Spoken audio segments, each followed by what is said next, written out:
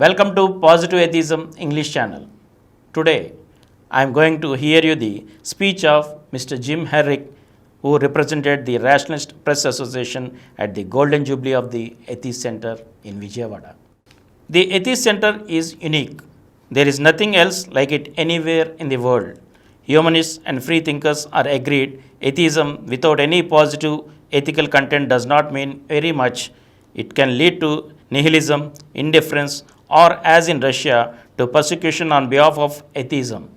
Gora was adamant he was not just promoting atheism, he was promoting positive atheism.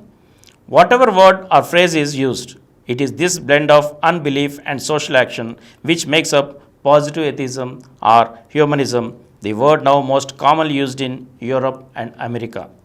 But nowhere in the world is it put into action so clearly and so effectively as in the Atheist Center.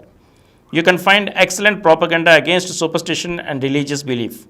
You can find many worthwhile projects for social action and social reform. But you cannot find this unique blend of atheism and positive action anywhere else in the world. I have known Lavanam, who follows in his father's footsteps in spending his life working for the Atheist Center for more than 10 years. When I first met him at a meeting of the World Union of Free Thinkers, I was immediately struck by his personal enthusiasm and by the immensely good work that was being done by the Gora clan in Vijayawada. I have met him on many occasions when he has been traveling in Europe as an international ambassador for the Atheist Center, and it seems that his energy for promoting positive atheism and the Atheist Center never flags. Of course, when I eventually came to visit the Atheist Center for 10 days 2 years ago, I came to realize that the work for the center was conducted by an entire community, a team of family and in-laws, all dedicated to the success of this center. Although I had read about the social action of the center, I was fascinated to see with my own eyes the work done to develop rural areas, to teach skills which bring independence, to bring medical care where it is needed, to give refuge to women mistreated by their husbands, to attempt the rehabilitation of criminals.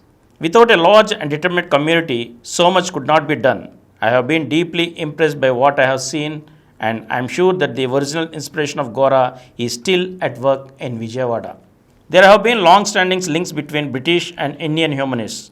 Charles Bradlaugh, the president of the National Secular Society in the 19th century, was also a member of parliament, and he was known as a member of for India since he took such an interest in the affairs of the country and indeed visited India just over 100 years ago in 1889.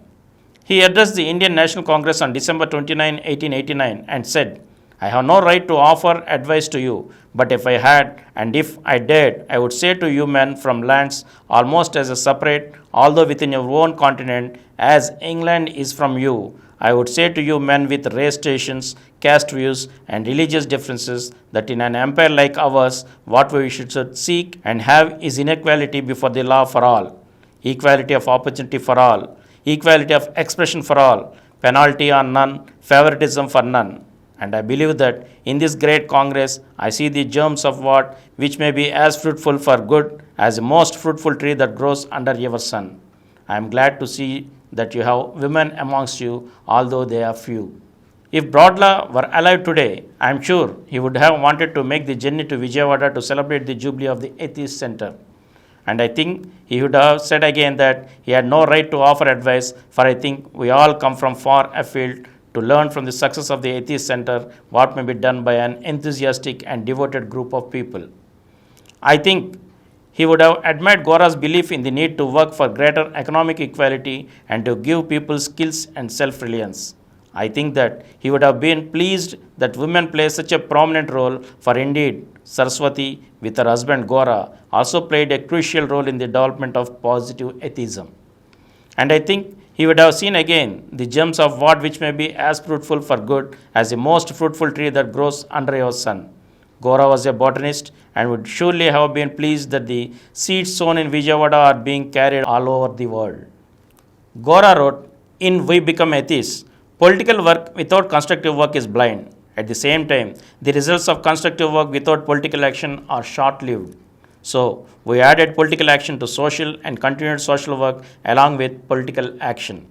This duality of social work and political action is a key to the importance of Atheist Center.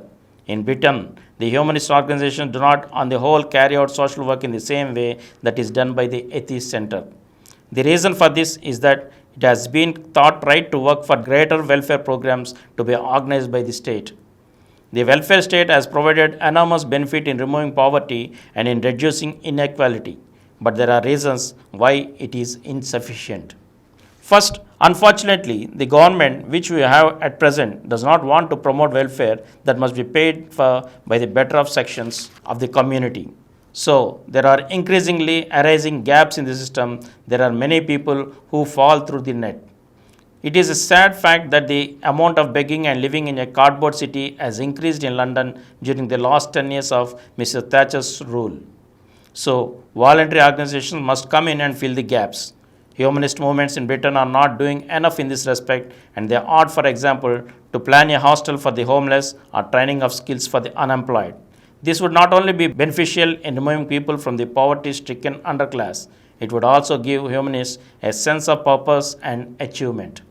Second, there can arise a tendency in social welfare organized by a bureaucratic state to develop dependence and to discourage independence and autonomy in the individual.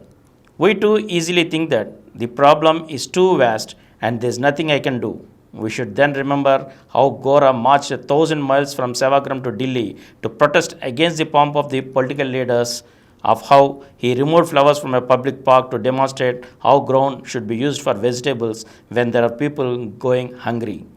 Direct action can bring about change, and humanists do believe in the power of the individual group of people to bring about change. We are not perfect. We all have deficiencies and we must help each other.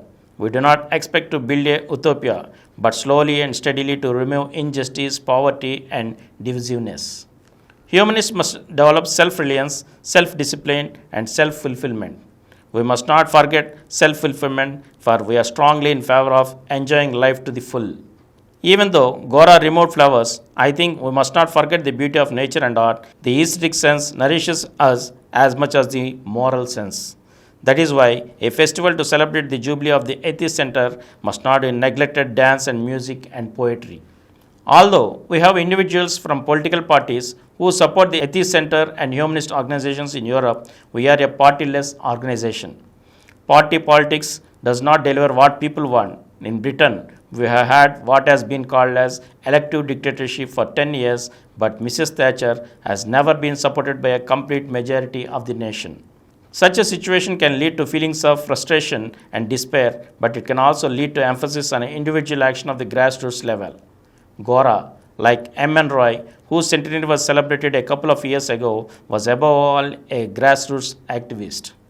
The tradition of direct action stemming from Gandhism is perhaps stronger in India than Europe, and we might learn from it. Politicians tend to end up seeking to perpetuate their own power rather than working to represent others. The power of the idea and the practice of the Atheist Center is very different. It is the power of an enlightening idea and visibly progressive action. It has the power of a beacon for humanists and non-humanists throughout the world. And here ends the article, and we shall meet again with another article in the next episode. Thank you.